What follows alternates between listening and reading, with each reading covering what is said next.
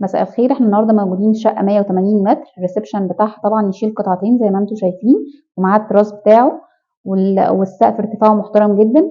احنا موجودين هنا في الاريا بتاع الار 7. ده الفيو بتاع الشقه، هي هتبقى على الجامعه السعوديه. دي المساحه بتاع المطبخ، بس العميل هنا فاتحه امريكان على الريسبشن. ده الحمام بتاع الضيوف، ودي المساحه بتاعته بعد ما بيتشطب.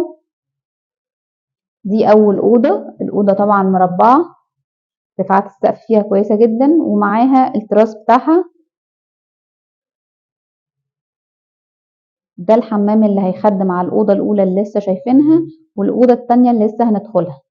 دي مساحته بعد ما تشطب. دي الأوضة التانية.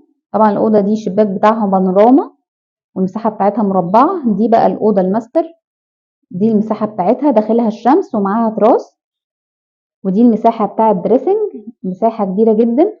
لو حابين ناخد منها ونوسع الحمام بتاع الماستر هيبقى كويس وهيبقى أوسع أكتر.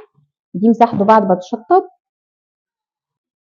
بالنسبه للشقه احنا بنستلمها نص تشطيب، محاره وحلوق والموتان. احنا موجودين هنا على المنطقه بتاعه الجامعه السعوديه، في ظهر المستثمرين على طول، وقريبين من منطقه خدمات الار 7.